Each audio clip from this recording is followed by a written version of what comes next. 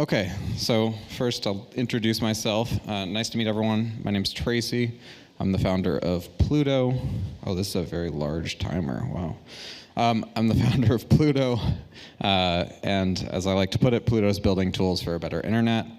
I used to work in consumer tech, and I started focusing on crypto a few years ago because I saw some of the challenges that we had introduced into the internet in our work. And now I'm a bit more focused on defensive tech, anonymity, and individual freedom online. So today I'm going to talk a bit about Pluto. The first thing is that we've been trying to think bigger than blockchains.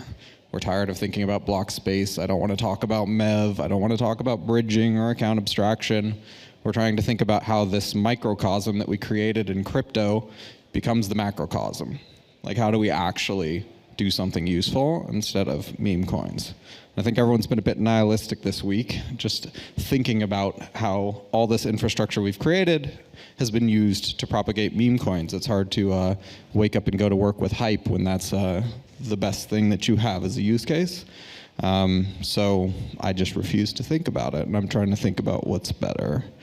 So let's have a look at some of the problems the internet's facing today. We'll go through 4 big areas that I think are challenges. That's user sovereignty and privacy, spam, fraud, and misinformation. And then I'll talk about our best ideas on how to fix them. All right, the challenges. Real ID, fake ID.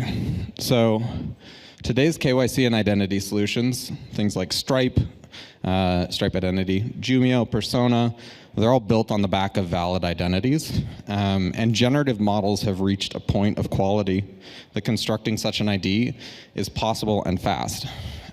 So is this a real ID or is this a fake ID? It's a fake ID. So there remains some safeguards here, and this is generated in like 2 seconds. So you can just spin up another one of these, like 2 seconds flat.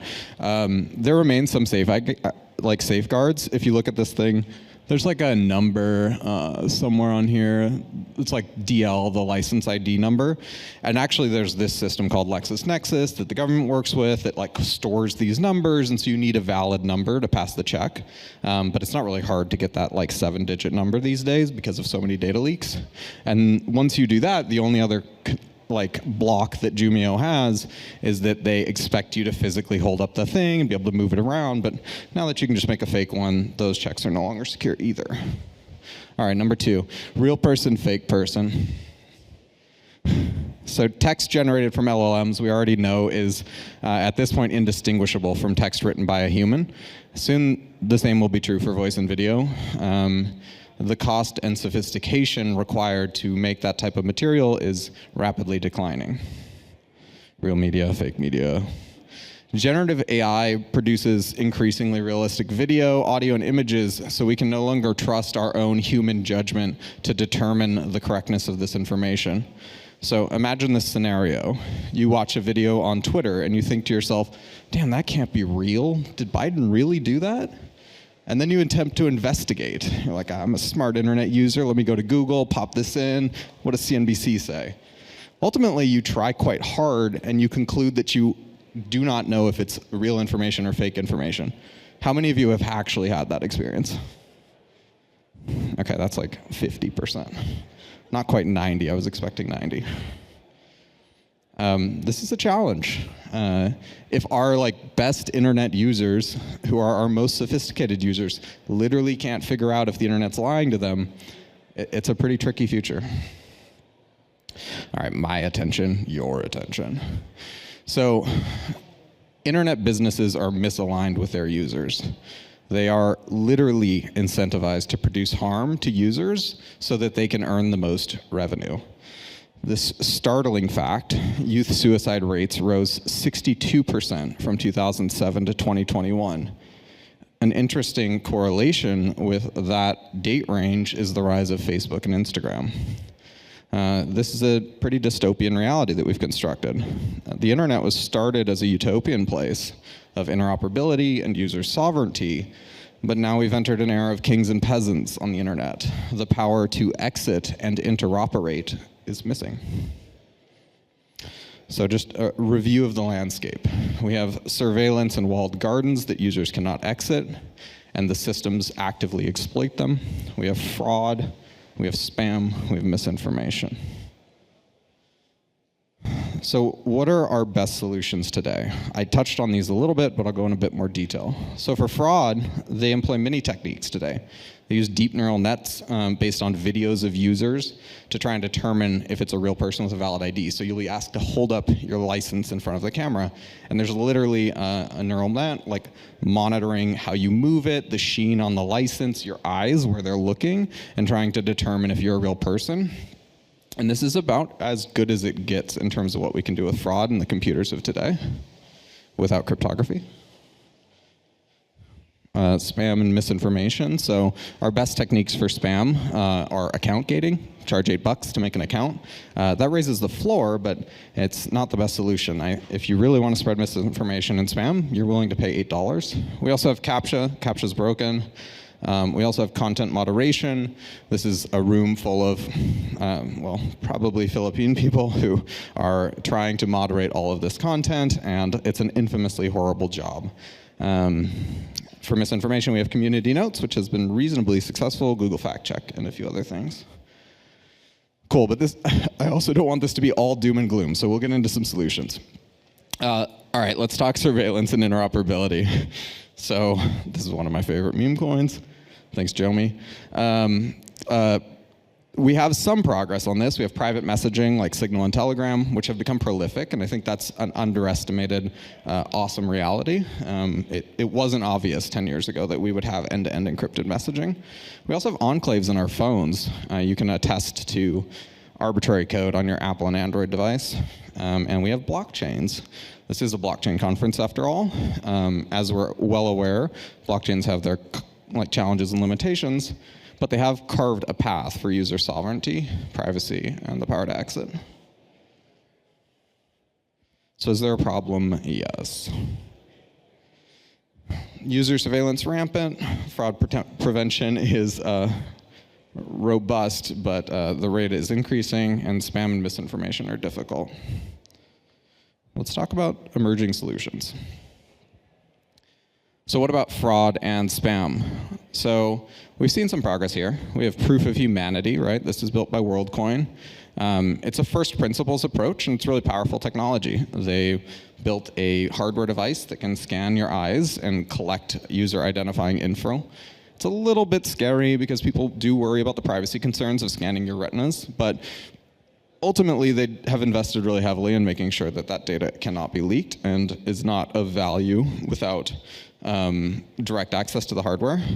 There's also signed identity documents, right? So passports now have an NFC chip that have your signed data in it.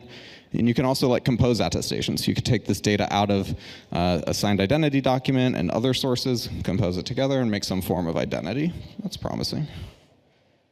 We also have some techniques for misinformation. There's attested sensors, the idea of your voice being recorded or your picture being taken and having an attestation to it. There's verifiable modification of images. So you may have an image on one site, needs some edits imported to another site. You could imagine a green check mark for content correctness around the internet or content authenticity and provenance. And there's this idea of perceptual hashing. So that's monitoring or measuring content similarity between different images. All of these are useful for just tracking the provenance of information and propagating it forward. And then emerging techniques for exit. So this is what Pluto's been focused on. It's cryptography tools for users of Web 2 systems. And if these tools are powerful enough, it gives users the ability to exit these walled gardens and evade surveillance. So how can the internet thrive? We need the best part of blockchains to apply to the entire internet, not just blockchains. That means we need to give users the power to exit systems, giving them sovereignty and privacy. We need to solve the Sybil problem with robust privacy-preserving digital identity. We need to build a chain of trust for content provenance. This gives you authenticity. And we need to create shared protocols for information and user quality. This gives you interoperability. These are the things we wanted out of the internet before it started falling apart. So what is Pluto? Pluto is building web proofs. They're like a bridge not a blockchain bridge, but a tool for data portability between data sources on the internet. They are privacy preserving and authenticated. This screen keeps going out, so I'm like forced to go back here. They give users information sovereignty and the power to exit these systems. If you can prove a fact that's in a central database, you can extract it from that database and take it somewhere else. And they also give you the power to create new markets. If you can prove that valuable data in that database was transferred to a counterparty, you can use that proof to create a market on-chain, or even with another web proof on the other side to create, with standard financial rails, a market. So one idea we're exploring is the ability to sell your Twitter account without trusting a counterparty. But that's just the start. You can have on and off ramps without KYC. You can sell domains without a counterparty. You can sell a tweet. You can sell any valuable digital information in the Web 2 world. So how does this work? Well, we hijack the tools of the existing internet. Specifically TLS. TLS is a protocol that powers 80% of internet traffic, and we can't get rid of it. Without TLS and PKI, the internet does not work. You can't input your credit card without PKI. It's fundamental. And if we mix that protocol with some novel cryptography, we can create a proof that you received some data from a server, and the client who received the data cannot lie about the exact data. And you can use this proof to transport information from one Web 2 system to another. It effectively transforms a web server into something like a blockchain. The only then trust remaining in that system is, did Google put the right data in the database? Did Twitter put the right data in the database? Now, there are some limitations there, but it's a start. So what does Pluto believe? We believe that cryptography tools chart the course to a thriving internet. And we have a master plan. Our master plan is to nerd snipe people on web proofs. Use a web proof, bring data on chain, create a new market, create a new application. That's what we're here for. We can use that to break walled gardens in the internet.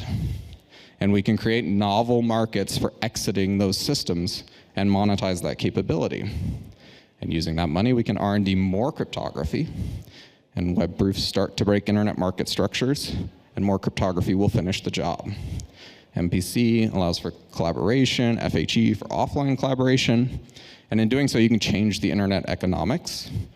And if you change the internet's economics, you change the internet. So thank you all for listening. I'm available for some questions. I've got a few minutes left. Scan this if you want to learn more.